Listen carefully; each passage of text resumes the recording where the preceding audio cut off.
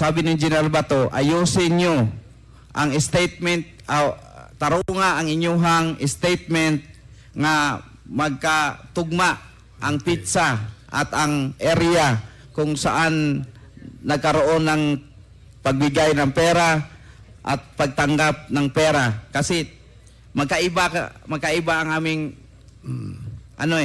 sinasabi. Sige, dahil magkaiba yung petsa at saka yung lugar ng kwento ni Kerwin at saka kwento ni Mr. Dayan, ang instruction sa kanila ni General Bato ay mag-usap sila para ayusin at magkatugma-tugma yung mga detalye ng kanilang narration.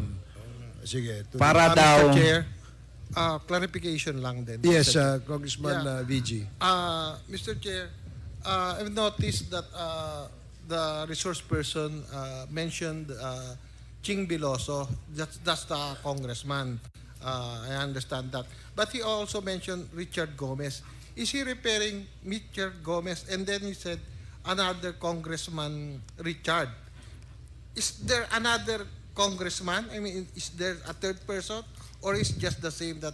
Because at that time, Richard is still a mayor. Hindi pa po, excuse me, hindi pa po congressman si Mayor Richard noon. Panahon na yon. Mayor pa siya sa Ormoc.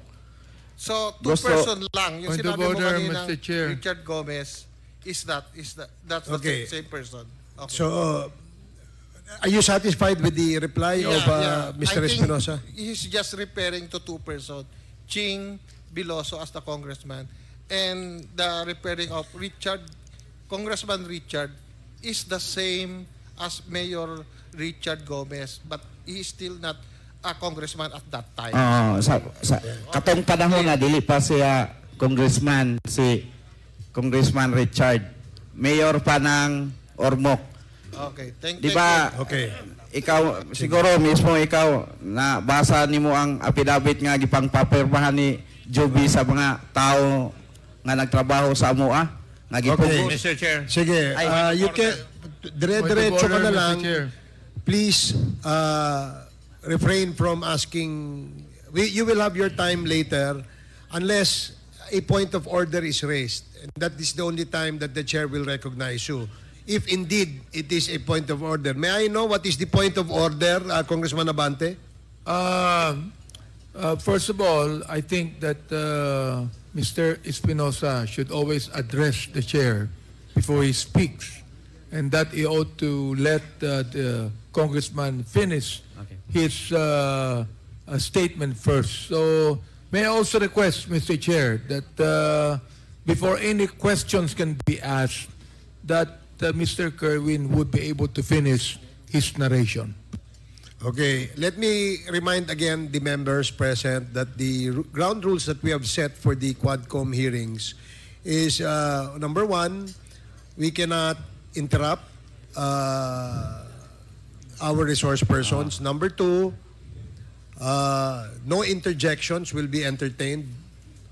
And number three, if you wish to interpolate and ask questions to our resource persons, please signify your intention by asking the COMSEC to write your name in the list.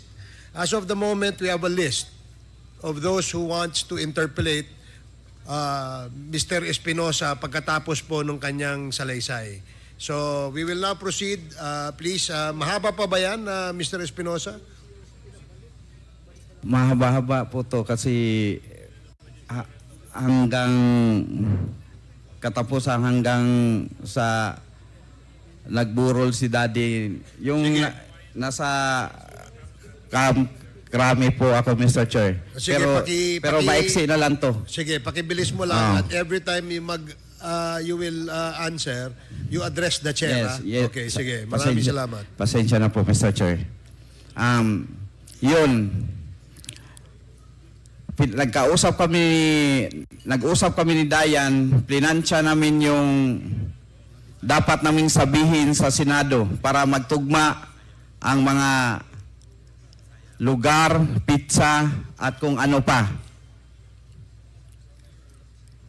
At pagkatapos nun,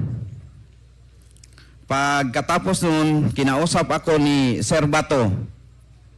Yun na ang ilagay mo sa affidavit na kukunin ng mga PAO lawyer. So, after 2 days, nandoon na yung mga PAO lawyer. Kinunan na ako ng salaysay. At bago umalis si Sir Bato, sinabihan ako, ayusin mo ha kung ayaw mong may mangyari sa'yo. So, pagdaan ng 2 araw, pumunta ang mga PAO lawyer para kunin ang salaysay ko. So, kung ano yung instruction na sinasabi niya at yung nagkausap kami ni Dayan, yun ang sinabi ko sa salaysay ko. At ginawan ko na lang ng mga kwento para paniwala.